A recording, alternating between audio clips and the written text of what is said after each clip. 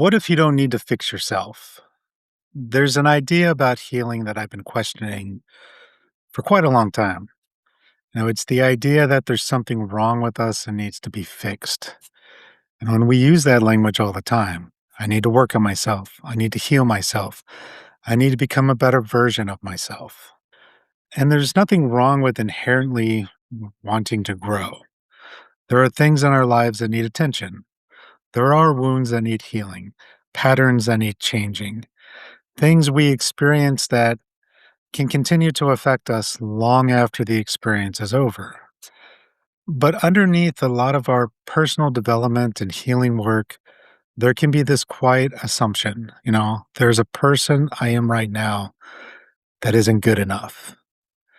And if I could just heal enough, learn enough, meditate enough, go to enough ceremonies, clear enough energy, read enough books, do enough therapy or spiritual work, eventually I'll become the person I'm supposed to be.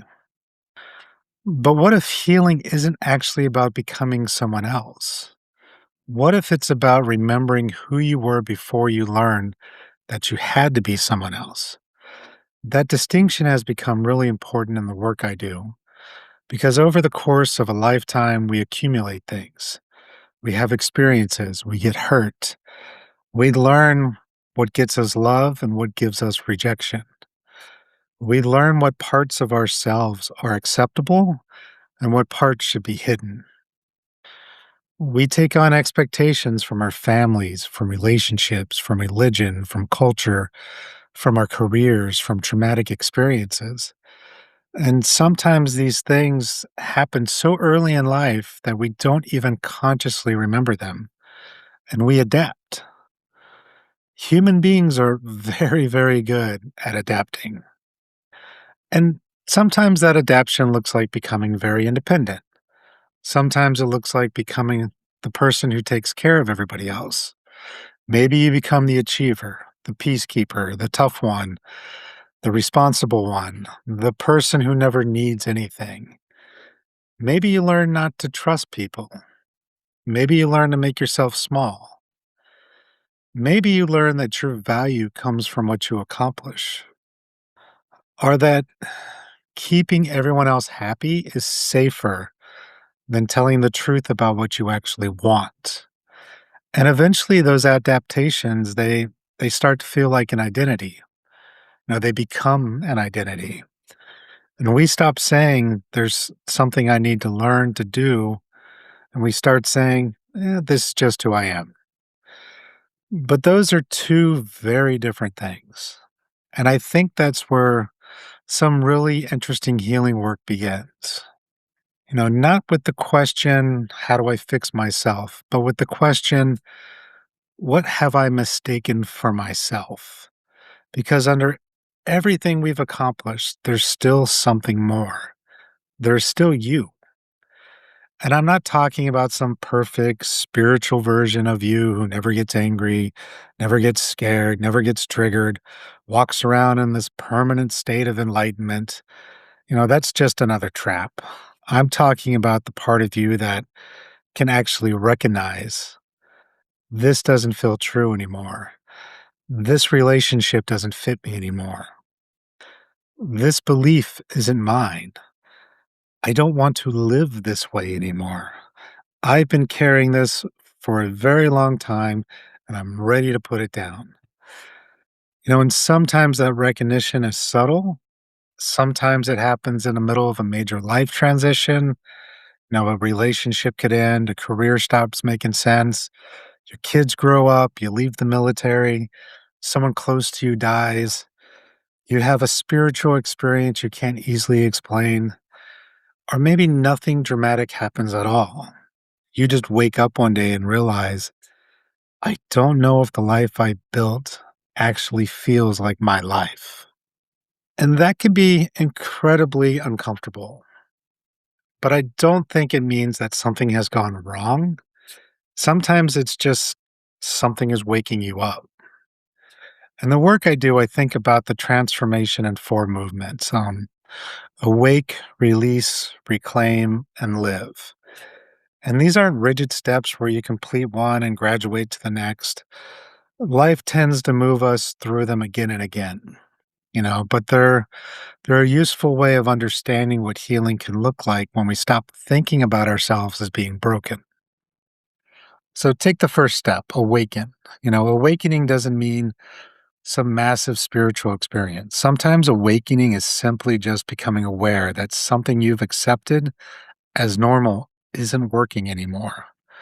You notice the pattern, you recognize the story, you see the role you've been playing, you recognize that something you've been carrying may not actually belong to you. And once you see it, you have a different relationship with it. And then that leads to the next step, release. There are things that we carry that once served a purpose. Some of those patterns protected us. Some of those things helped us survive very difficult circumstances. Some were inherited through our families. Some were developed through relationships, our experiences. And with the spiritual framework I work on, there can also be energetic dimensions that we carry. Now, they could be from past lives, other people's stuff. The point is, it's not to judge any of it. It's just to ask, do I still need this? Because something that has protected you 20 years ago and be limiting your life today is something you need to look at.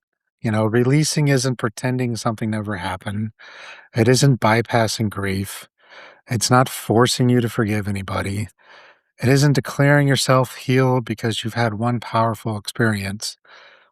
Sometimes the release is energetic. Sometimes it's emotional. Sometimes it happens through the body. Sometimes it just comes through understanding. And sometimes it happens gradually as your nervous system begins to recognize the circumstances that were created in an old response are no longer happening. But when we release something we've identified within us for a long time, something interesting can happen. There can suddenly be this space, and that brings us to reclaim. And this is the part of healing I think we forget. Because if healing is only about removing things, removing trauma, the patterns, the blocks, the cords, the beliefs, the pain, then eventually the whole process it becomes about being something wrong with you. But healing isn't only about what leaves, it's also about what comes back. Your voice, your boundaries, your energy, your intuition, your ability to choose. You sense curiosity, your capacity to trust yourself. Maybe you're bringing back parts of yourself that you put away a long time ago because there wasn't room for them. And this is one of the places where spiritual work becomes deeply practical because reclaiming yourself isn't just something that happens during a meditation or a ceremony. Eventually, it shows up in your actual life, which brings us to the last piece, live. You can have an incredible healing session. You can have the most profound journey. You can experience something in ceremony that completely changes the way you understand yourself, but then you still have to go home. You still have relationships. You still have to work. You still have to pay bills. You still have your family to deal with. You still have decisions to make. And eventually the question becomes, what changes because of what I know now? Maybe that's setting boundaries for yourself. Maybe you have a conversation that you avoided for years. Maybe you stop abandoning yourself to keep somebody else comfortable. Maybe you just rest. Maybe you create something. Maybe you leave. Maybe you finally pursue something that has quietly been calling you for years. And maybe the change is smaller than all of that, but you begin living from a different place. That's integration, and without integration, healing becomes just another thing that we consume, another workshop, another session, another ceremony, another teacher, another breakthrough, always looking for the next person to tell us what we need. And that brings me, to something else that I think is truly important, at least for me, is that I don't believe anyone needs a guru. I believe teachers are incredibly valuable.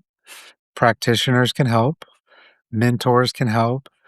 Sometimes another person can see something we simply cannot see for ourselves. We just don't want to recognize it or we're still stuck in that experience. But there are people who have spent years developing skills that can help us navigate territory we just don't understand yet. But a good teacher shouldn't make you less capable of trusting yourself. A good practitioner shouldn't need you to believe that only they have access to something you never possibly could have. The goal should be greater discernment, greater capacity, greater self trust, greater ability to navigate your own life. And sometimes we just need someone to help us remember how. But eventually, the wisdom needs to return to you. So, if you've been doing this healing work for a long time, I just want to leave you with a different question. Instead of asking, "What's wrong with me?" try asking, "What am I carrying? What did you learn to become? What did you have to hide? What beliefs did you inherit? What roles did you take on? What protected you once but no longer serves you?" And underneath all of that, what is still there?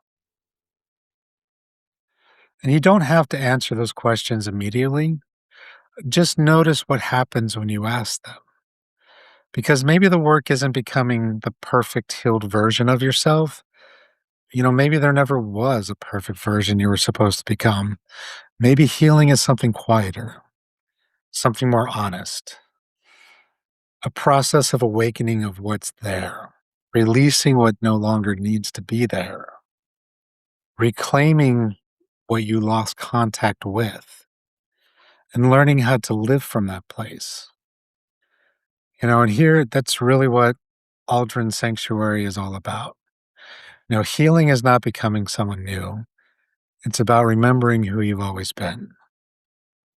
So just sit with that and see what comes up for you.